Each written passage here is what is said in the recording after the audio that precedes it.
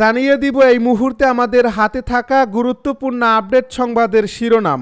শুরুতেই থাকছে যুদ্ধবিরতি না হলে সেপ্টেম্বরেই ফিলিস্তিনকে স্বীকৃতি দেবে যুক্তরাজ্য, বলছে স্টারমার।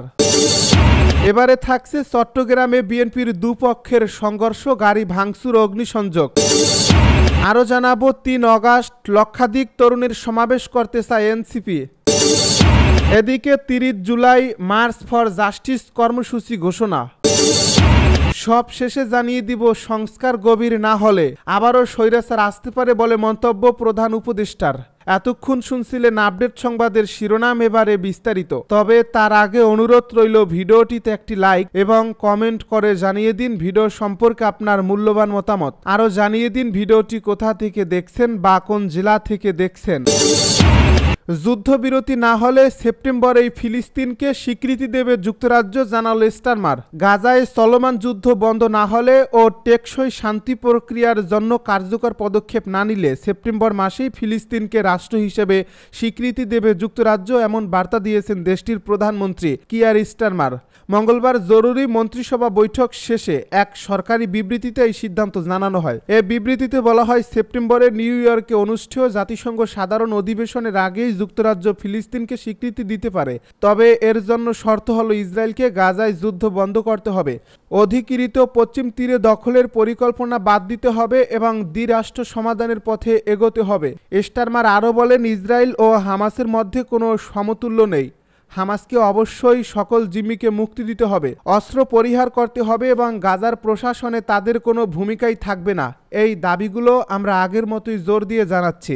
ইউরোপীয় ইউনিয়ন নেতৃত্বাধীন একটি খসড়া শান্তি উদ্যোগ ও গাজায় বাড়তি মানবিক সহায়তা পাঠানোর বিষয়েও এ বৈঠকে আলোচনা হয়। জাতিসংঘ ইতিমধ্যে গাজায় দুর্ভিক্ষের আশঙ্কা প্রকাশ করছে। এ পর্যন্ত যুক্তরাজ্যের কোনো সরকারি নির্দিষ্ট সময়সীমা নির্ধারণ করে এমনভাবে ফিলিস্তিন রাষ্ট্র স্বীকৃতির কথা বলেনি। তাই স্টারমারের এই ঘোষণা যুক্তরাজ্যের নীতিগত অবস্থানে একটি বড় পরিবর্তনের ইঙ্গিত দিচ্ছে।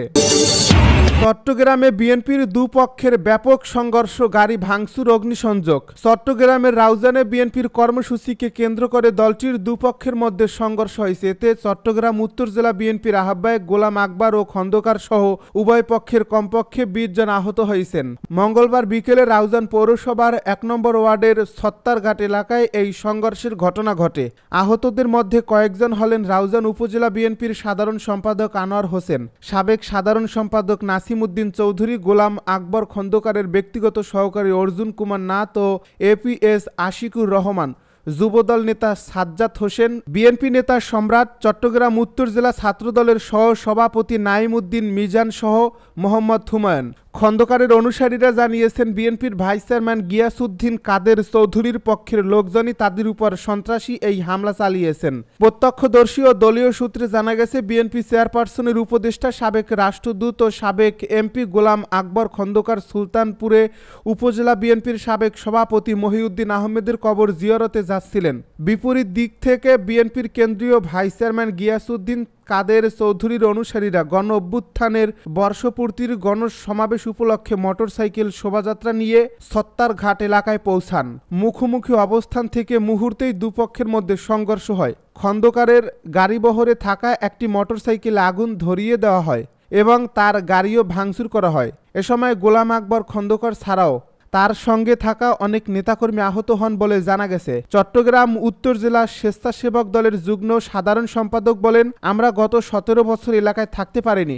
আজ আমরা উত্তর জেলা বিএনপির সাবেক সহ সভাপতি ও রাউজান উপজেলা বিএনপির সাবেক সভাপতি মহিউদ্দিন আহমেদের প্রতি শ্রদ্ধা জানাতে কবরস্থানে যাচ্ছিলাম। ঠিক তখনই আমাদের উপর হামলা হয়। আমাদেরকে কবর জিয়ারত করতে যেতে দেওয়া হয়নি। ৩ অগাস্ট লক্ষাধিক তরুণের সমাবেশ করতে চায় এনসিপি। গত বছরের 3 অগাস্ট শহীদ মিনারে ফ্যাসিবাদ বিরোধী এক দফা ঘোষণা করা হয়েছিল। এবার একই দিনে শহীদ মিনারে ছাত্র জনতার জুলাই ঘোষণাপত্র ও ইস্তেহার পাঠ শীর্ষক সমাবেশ করবে জাতীয় নাগরিক পার্টি। সমাবেশে এক দফার ঘোষক এনসিপির আহ্বায়ক নাহিদ ইসলাম নতুন বাংলাদেশ বিনির্মাণে 24 দফা ইস্তেহার ঘোষণা করবেন। সমাবেশে লক্ষাধিক তরুণের সমাবেশ ঘটানোর চিন্তা করছে দলটি। এনসিপি সূত্রে জানা যায়, আগামী 1 আগস্টের মধ্যে শেষ হচ্ছে দেশব্যাপী 64টি জেলায় দেশ গড়তে জুলাই পদযাত্রা। সারা দেশের মানুষের আকাঙ্ক্ষা ও প্রত্যাশার আলোকে ইস্তেহার তৈরির কাজ চলছে। জুলাই ২৪ কেন্দ্র করে ২৪ দফা ইশতেহার ঘোষণা করবে দলটি। সমাবেশে ঢাকা এবং ঢাকার বাইরে থেকে লক্ষাধিক নেতাকর্মী অংশগ্রহণ করবে। এরই মধ্যে জুলাই সনদ এবং ঘোষণাপত্র নিয়ে সরকার কোনো সিদ্ধান্ত না জানালে এ নিয়েও এনসিপির পক্ষ থেকে তাৎক্ষণিক কোনো ঘোষণা আসতে পারে বলেও জানান তারা। ইশতেহার তৈরির দায়িত্বে থাকা এনসিপির নেতারা জানান, ছাত্র জনতার অভ্যুত্থানের চেতনা ধারণ করে নতুন দেশ গড়তে মোটা দাগে কয়েকটি বিষয় প্রাধান্য দিয়ে ইশতেহার হচ্ছে, যেখানে থাকবে রাজনৈতিক, সাংস্কৃতিক এবং অর্থনৈতিকভাবে দেশকে তারা কিভাবে গড়ে তুলতে চান সেসব বিষয়। থাকবে নতুন রাষ্ট্র নির্মাণের পথরেখা, পারিবারিক পরিচয় নয়, যোগ্যতার ভিত্তিতে যেন তৃণমূল থেকে কেন্দ্রে উঠে আসতে পারে এমন বিষয়ে প্রাধান্য পাবে। এনসিপির ইশতেহারে সবচেয়ে বেশি প্রাধান্য দেওয়া হচ্ছে সেকেন্ড রিপাবলিক, গণপরিষদ নির্বাচন এবং নতুন সংবিধানকে। সেকেন্ড রিপাবলিক প্রতিষ্ঠা ও গণপরিষদ নির্বাচনের মধ্য দিয়ে নতুন সংবিধান রচনার সংকল্প তুলে ধরবেন তারা, যেটি তাদের ঘোষণাপত্রেও উল্লেখ করতে দেখা যায়। এছাড়া পরিবারতন্ত্রের অবসান, সিন্ডিকেট ও গোষ্ঠী স্বার্থ নির্মূল, ভেঙে পড়া প্রতিষ্ঠানগুলো পুনর্নির্মাণ, বিজ্ঞান ও প্রযুক্তিতে অগ্রগতি, শক্তিশালী প্রতিরক্ষা ব্যবস্থা, জাতীয় অর্থনীতির পুনর্গঠন, পিছিয়ে পড়া জনগোষ্ঠীকে মূল ধারায় অন্তর্ভুক্তি করাকে প্রাধান্য দিচ্ছে দলটি। ৩০ জুলাই মার্চ ফর জাস্টিস কর্মসূচি ঘোষণা। বৈষম্য বিরোধী ছাত্র আন্দোলনে ২০২৪ সালের ৩০ জুলাই মার্চ ফর জাস্টিস কর্মসূচি ঘোষণা করে। এতে বলা হয়, ৩১ জুলাই বুধবার দুপুরে সারা দেশে মার্চ ফর জাস্টিস কর্মসূচি পালন করবে তারা। অনলাইনে বার্তা আদান প্রদানের অ্যাপ টেলিগ্রামের মাধ্যমে মঙ্গলবার রাতে বৈষম্য বিরোধী ছাত্র আন্দোলনের পক্ষ থেকে এই কর্মসূচির কথা জানানো হয়। বৈষম্য বিরোধী ছাত্র আন্দোলনের অন্যতম সমন্বয়ক আব্দুল কাদের রাত সোয়া ১১টার দিকে এই কর্মসূচি ঘোষণা করেন। এই কর্মসূচির ঘোষণায় বলা হয়, সারা দেশে ছাত্র জনতার উপর গণহত্যা, গণগ্রেপ্তার, হামলা, মামলা, গুম, খুনের প্রতিবাদে ও জাতিসংঘ কর্তৃক তদন্তপূর্বক বিচারের দাবিতে এবং ছাত্র সমাজের ৯ দফা দাবি আদায়ের লক্ষ্যে দেশের সব আদালত, ক্যাম্পাস ও রাজপথে আগামীকাল বুধবার দুপুর 12:30টায় মার্চ ফর জাস্টিস কর্মসূচি পালন করা হবে। এই ঘোষণায় আরও বলা হয়, আমরা সারা দেশের শিক্ষক, আইনজীবী, মানবাধিকার কর্মী, পেশাজীবী কর্মী, শ্রমজীবী ও সব নাগরিককে আমাদের কর্মসূচি পালনের সর্বাত্মক সহযোগিতা এবং আমাদের দাবি আদায়ের সঙ্গে একাত্মতা ঘোষণা করতে বিশেষভাবে অনুরোধ করছি। সংস্কার গভীর না হলে আবারও স্বৈরাচার আসতে পারে বলে মন্তব্য প্রধান উপদেষ্টার। সংস্কার মানে শুধু কয়েকটা কাগজের সংস্কার নয়, মনের গভীরতার জায়গার সংস্কার করতে হবে।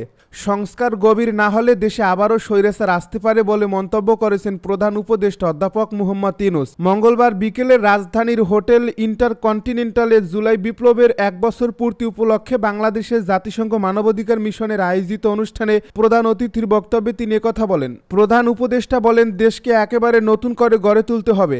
শুধু উপরে একটি প্রলেপ দিয়ে নয়, গভীর থেকে পরিবর্তন আনতে হবে। সেই গভীরতম পরিবর্তন যদি না করি, যেই স্বৈরাচারের বিরুদ্ধে আজকে আমরা কথা বলছি আবার ঘুরে ফিরে সে চলে আসবে। যতই আমরা সামাল দেই, যতই সংস্কার করি, আমাদের আরও গভীরের সংস্কার দরকার। এই সংস্কার অত্যন্ত গুরুত্বপূর্ণ। তিনি আরও বলেন, জুলাই গণহত্যার বিচার এমনভাবে করতে হবে যেন রাষ্ট্রীয় ক্ষমতা ব্যবহার করে কখনো নীরবতা দমন বা দেশের জনগণকে ধ্বংস করা না যায়। প্রধান উপদেষ্টা বলেন, সংস্কার কর্মসূচির পাশাপাশি আমরা গুরুতর মানবাধিকার লঙ্ঘনের দায়ীদের আইনের আওতায় আনতে কাজ করছি।